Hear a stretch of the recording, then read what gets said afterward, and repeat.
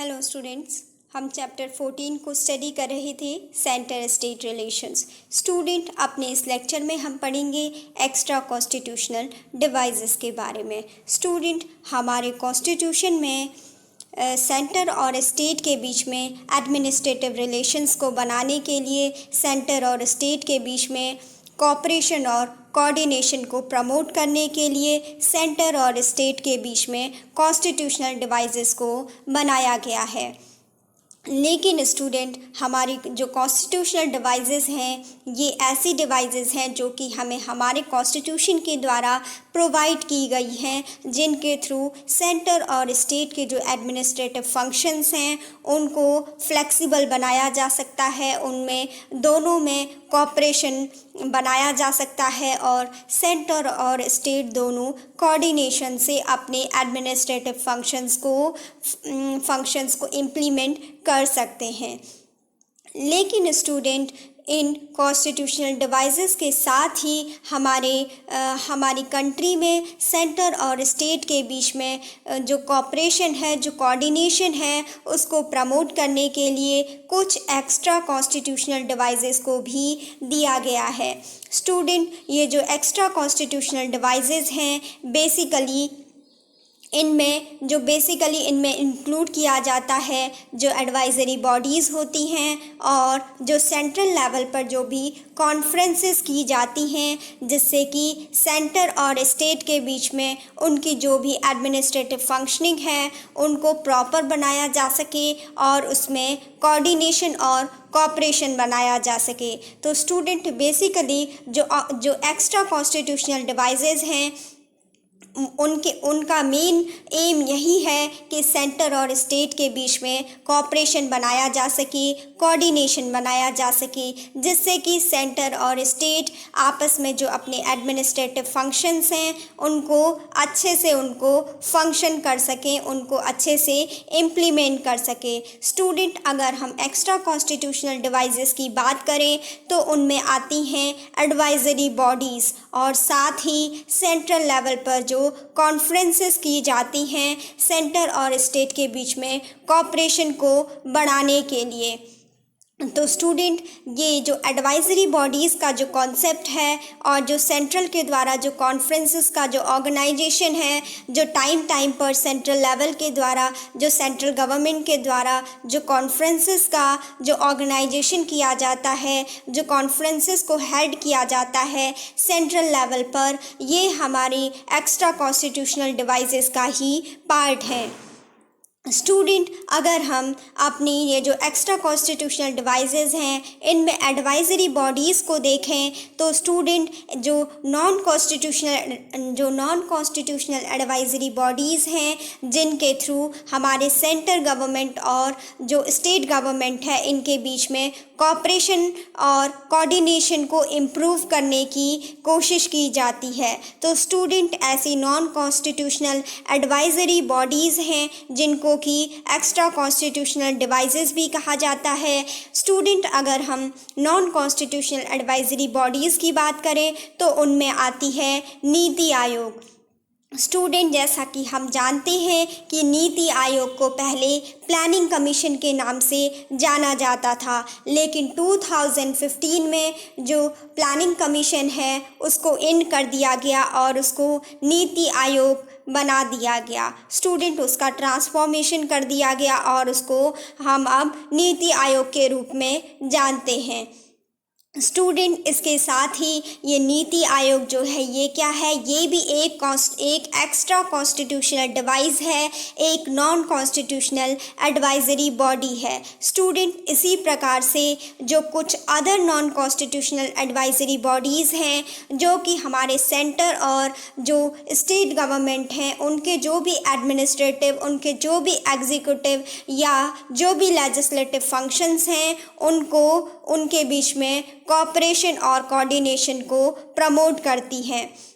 Student ऐसी ही जो non constitutional advisory bodies हैं या फिर जो एक्स्ट्रा कॉन्स्टिट्यूशनल बॉडीज़ हैं जिन्हें कि एक्स्ट्रा कॉन्स्टिट्यूशनल डिवाइसेस भी कहा जाता है। इसमें पहला एग्जाम्पल हमने देखा नीति आयोग, जिसे कि पहले प्लानिंग कमीशन कहा जाता था और 2015 में प्लानिंग कमीशन को रिप्लेस करके नीति आयोग का एस्टैब्लिशमेंट किया गया। स्टूडेंट इसके साथ ही नेशनल इंटीग्रेशन काउंसिल एक ऐसी नॉन कॉन्स्टिट्यूशनल एडवाइजरी बॉडी है जो कि सेंटर और स्टेट के बीच में कोऑपरेशन और कोऑर्डिनेशन को प्रमोट करती है। साथ ही स्टूडेंट जो central council of health and family welfare है, ये भी एक नॉन कॉन्स्टिट्यूशनल एडवाइजरी बॉडी है। स्टूडेंट इसके साथ ही कुछ अदर एग्जाम्पल्स भी देखें इन एक्स्ट्रा कॉन्स्टिट्यूशनल डिवाइसेस के, तो इनके अंदर भी कुछ नॉन कॉन्स्टिट्यूशनल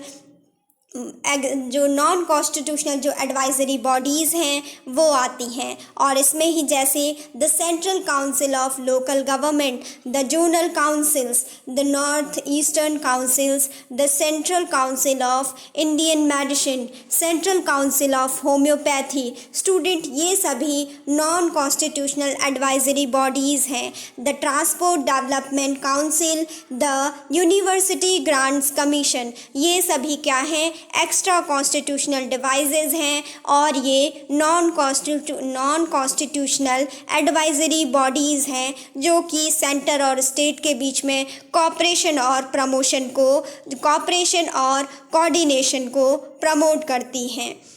स्टूडेंट ये तो हमने पढ़ी कि एक्स्ट्रा कॉन्स्टिट्यूशनल डिवाइसेस में कौन कौन सी non constitutional advisory bodies help करती हैं सेंटर और स्टेट के बीच में कोऑपरेशन और कोऑर्डिनेशन को प्रमोट करने के लिए। स्टूडेंट अब हम पढ़ेंगे कि इसमें साथ ही जो एक्स्ट्रा कॉन्स्टिट्यूशनल डिवाइसेस हैं उसमें ही आती हैं कुछ इम्पॉर्टेंट कॉन्फ्रेंसेस, ऐसी कॉन्फ्रेंसेस जो कि टाइम पर जिनको एनुअल बेसिस पर किया जाता है सेंटर और स्टेट गवर्नमेंट के बीच में, जिससे कि कंसल्टेशन किया जा सके किसी भी मैटर पर। जो वाइड रेंज ऑफ मैटर्स हैं उन पर किसी भी प्रकार का कंसल्टेशन किया जा सके और किसी भी प्रकार के मैटर को डिस्कस किया जा सके जो कि सेंटर और स्टेट दोनों के लिए ही इम्पॉर्टेंट हो, दोनों के लिए ही इम्पॉर्टेंस रखता हो। तो स्टूडेंट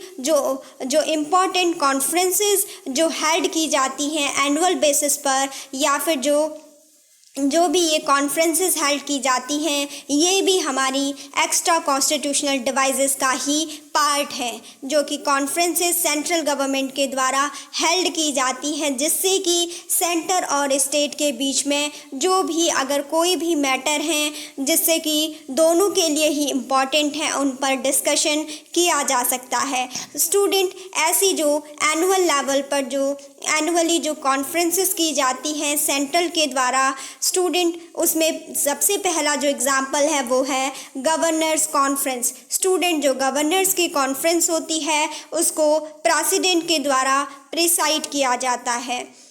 स्टूडेंट उसके बाद चीफ मिनिस्टर की कॉन्फ्रेंस होती है जिसकी अध्यक्षता प्राइम मिनिस्टर के द्वारा की जाती है। स्टूडेंट इसी तरीके से चीफ सेक्रेटरी की कॉन्फ्रेंसेस होती रहती हैं एनुअल बेसिस में, और जिसकी जो चीफ सेक्रेटरी की जो कॉन्फ्रेंस है उसको प्रिसाइड किया जाता है कैबिनेट सेक्रेटरी के द्वारा। और इसी प्रकार जो conference of inspector general of police है उसको भी सेंट्रल लेवल पर किया जाता है। स्टूडेंट इसके बाद एक और इसमें और भी कॉन्फ्रेंसेस हैं जैसे द चीफ जस्टिस कॉन्फ्रेंस। जो चीफ जस्टिस की कॉन्फ्रेंस होती है उसको चीफ जस्टिस ऑफ इंडिया के द्वारा उसकी अध्यक्षता की जाती है। स्टूडेंट इसके बाद आती है चीफ सेक्रेटरीज कॉन्फ्रेंस, जिसको कि कैबिनेट सेक्रेटरी के द्वारा प्रिसाइड किया जाता है। स्टूडेंट इसके बाद है conference of inspector general of police. Student इसके बाद नेक्स्ट कॉन्फ्रेंस है जिसको कि एनुअली हेल्ड किया जाता है द चीफ जस्टिस कॉन्फ्रेंस, और इसकी जो अध्यक्षता है वो चीफ जस्टिस ऑफ इंडिया के द्वारा की जाती है, यानी इसको चीफ जस्टिस ऑफ इंडिया के द्वारा प्रिसाइड किया जाता है। और साथ ही स्टूडेंट जो वाइस चांसलर हैं उनकी भी कॉन्फ्रेंसेस की जाती हैं, जिससे कि सेंटर और स्टेट के बीच में जो भी मैटर्स हैं उन पर डिस्कशन किया जा सके और उनको सॉल्व किया जा सके। और सेंटर और स्टेट के बीच में जो भी लेजिस्लेटिव रिलेशंस हैं, जो भी एडमिनिस्ट्रेटिव रिलेशंस हैं, जो भी एग्जीक्यूटिव रिलेशंस हैं, उनको स्ट्रॉन्ग बनाया जा सके। स्टूडेंट बेसिकली यहाँ पर जो एक्स्ट्रा कॉन्स्टिट्यूशनल डिवाइसेस हैं उनके लिए हम जो सेंटर और स्टेट के बीच में बेसिकली जो एग्जीक्यूटिव और जो एडमिनिस्ट्रेटिव रिलेशंस हैं उनके बीच में कोऑपरेशन और कोऑर्डिनेशन को प्रमोट करने की बात करते हैं। स्टूडेंट जो भी ये एक्स्ट्रा कॉन्स्टिट्यूशनल डिवाइसेस हैं इसमें हमने पढ़ा कि इसमें बेसिकली सबसे पहले आती हैं ऐसी नॉन कॉन्स्टिट्यूशनल एडवाइजरी बॉडीज़, जिसमें कि हमने नीति आयोग का एग्जाम्पल पढ़ा। उसके बाद हमने जो नेशनल इंटीग्रेशन काउंसिल को पढ़ा, central council of health and family welfare को पढ़ा। इसके बाद हमने central council of local government, zonal councils, north eastern councils, central council of Indian medicine, central council of homeopathy, transport development council और university grant commissions को पढ़ा। Student ये सभी एक्स्ट्रा कॉन्स्टिट्यूशनल डिवाइसेस हैं, ये सभी extra constitutional non constitutional advisory bodies हैं, जो कि सेंट्रल और स्टेट गवर्नमेंट के बीच में जो भी एग्जीक्यूटिव फंक्शंस हैं, जो भी एडमिनिस्ट्रेटिव फंक्शंस हैं, उनके बीच में उनके बीच में कोऑपरेशन और उनके बीच में जो भी कोऑर्डिनेशन है उसको प्रमोट करने में काफ़ी हेल्प करते हैं। और स्टूडेंट उसके बाद हमने पढ़ा कि एनुअली क्या किया जाता है, सेंट्रल गवर्नमेंट के द्वारा इम्पोर्टेंट कॉन्फ्रेंसेस को हेल्ड किया जाता है, जिससे कि सेंटर और स्टेट के बीच में जो वाइड रेंज के जो मैटर्स हैं उनका वहाँ पर सल्यूशन निकाला जाता है। और स्टूडेंट इसमें हमने डिफरेंट कॉन्फ्रेंसेस को पढ़ा, जिसमें सबसे पहले हमने गवर्नर्स की कॉन्फ्रेंस को पढ़ा कि जो गवर्नर्स की कॉन्फ्रेंस है उसको प्रेसिडेंट के द्वारा प्रिसाइड किया जाता है, और चीफ मिनिस्टर की जो कॉन्फ्रेंस होती है उसको प्राइम मिनिस्टर के द्वारा उसको प्रिसाइड किया जाता है। चीफ सेक्रेटरीट की जो कॉन्फ्रेंस होती है, चीफ सेक्रेटरीज़ की जो कॉन्फ्रेंस होती है उसको कैबिनेट सेक्रेटरी के द्वारा उसको प्रिसाइड किया जाता है।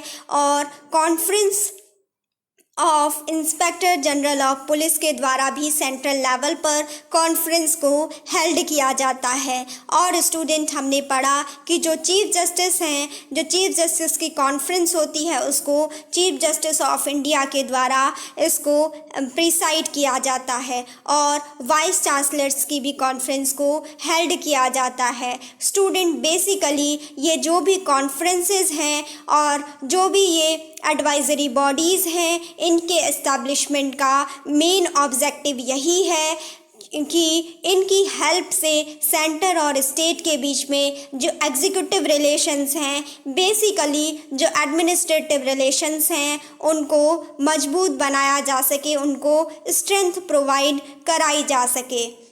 तो स्टूडेंट आई होप आपको समझ में आया हो। और स्टूडेंट इसमें साथ में और दो और कॉन्फ्रेंसेस हैं जो कि सेंट्रल लेवल पर हेल्ड की जाती हैं, जिसमें कि है होम मिनिस्टर्स कॉन्फ्रेंस, जिसे कि सेंट्रल होम मिनिस्टर के द्वारा इसको प्रिसाइड किया जाता है। और नेक्स्ट है द लॉ मिनिस्टर्स कॉन्फ्रेंस। जो लॉ मिनिस्टर्स की कॉन्फ्रेंस होती है उसको सेंट्रल लॉ मिनिस्टर के द्वारा प्रिसाइड किया जाता है। उसकी जो अध्यक्षता है वो सेंट्रल लॉ मिनिस्टर के द्वारा की जाती है।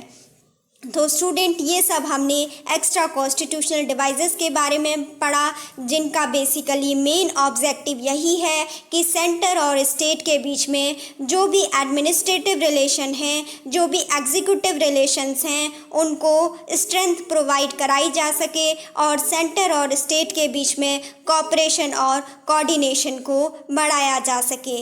आई होप स्टूडेंट आपको समझ में आया हो, और अभी का लेक्चर यहीं पर कंप्लीट होता है। Thanks for watching.